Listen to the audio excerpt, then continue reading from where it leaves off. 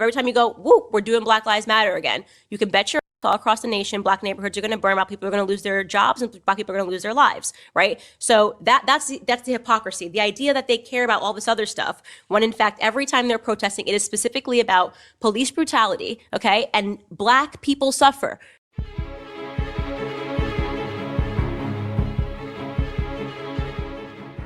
It's not just about a few bad actors. It is the institution of policing itself that must be dismantled. And we have to take away the things that no longer and should have never belonged to law enforcement in the first place. And the protesters appear to be turning against their own, storming City Hall, demanding the resignation of Mayor Jenny Durkin. Unusual, since Durkin is a progressive who has long supported far-left issues. But this time the mayor is calling for police reform. The protesters want the police department abolished and won't budge. I saw an experiment in anarchy and chaos, and in the absence of any authority, those who naturally rose to the top were those who were able to do it through brute force.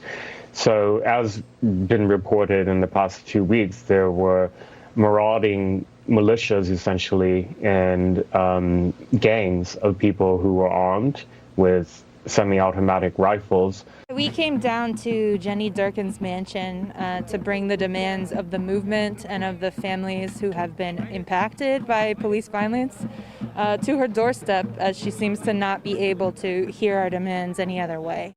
It's time for people to go home. But as soon as it comes to your house, Ms. Durkin, then it becomes a problem. How convenient is that? How convenient is that? See, this is what I'm talking about. A lot of these crazy leftists, they don't really care about you as an individual or about the constituents. They care about themselves. What was most disturbing to me, and which hasn't been discussed much, is some of the literature that they gave out, which included instructions on how to encrypt your communications so that security apparatus can't monitor you, and instructions on how to make bombs and how to kill law enforcement using homemade weapons. Seattle's police chief says city council never let her department in on plans to cut the budget in half. And as efforts to defund move forward, Chief Bess wants to make it very clear what that could mean.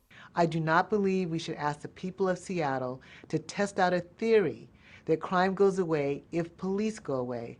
That is completely reckless.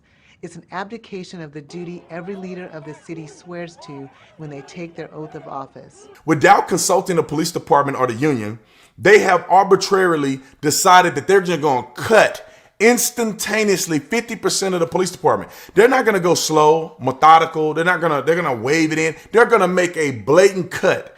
And this cut eliminates 100% of the fourth quarter budget for this police department. 100%. I don't know, Seattle. Some of y'all live in Seattle. What y'all doing out there? What y'all doing out there? Because I think people are crazy. There is no way that this could even be fathomable. I don't even know if that's a word, but I said it anyway. I don't know if this is even a reality. I don't know if any human being can actually think like this, except for you be a crazy, lunatic leftist. I will fiercely advocate that we focus on realistic, rational, and responsible solutions, not political gestures or pandering or political posturing. Defunding happens as proposed. SPD says it'll lose about 1,000 employees, more than half of its workforce. The cuts would also impact everything from 911 calls to criminal investigations. Take a look at the current investigative units that could be cut, like the burglary and gang units, in addition to the harbor unit, traffic unit, and SWAT team. I care deeply about this city. I care deeply about all of you. And just like you, I want to make Seattle a better place. Now, anybody with a brain stem, anybody that's a thinker. I mean, if you got 2 eyes, 2 ears, a mouth, and a brain, you should be able to come up with the same conclusion that I'm coming up with, and the same conclusion that the chief is coming up with, that if you defund half of the police department, you're going to be screwed. The insanity and the unreasonableness activism continues with the Seattle City Council, where certain socialist-leaning council members have control of the public safety discourse in our city. And the reality is they have our entire reasonable majority of citizens of Seattle hostage by their activism. It's absolutely a travesty what's occurring in Seattle, and I want your viewership to understand. Seattle is leading the way in how public safety will be conducted from this day forward. And if our reasonable community across this city, our state, and more importantly, our nation don't wake up, this is no longer in front of us in our doorstep.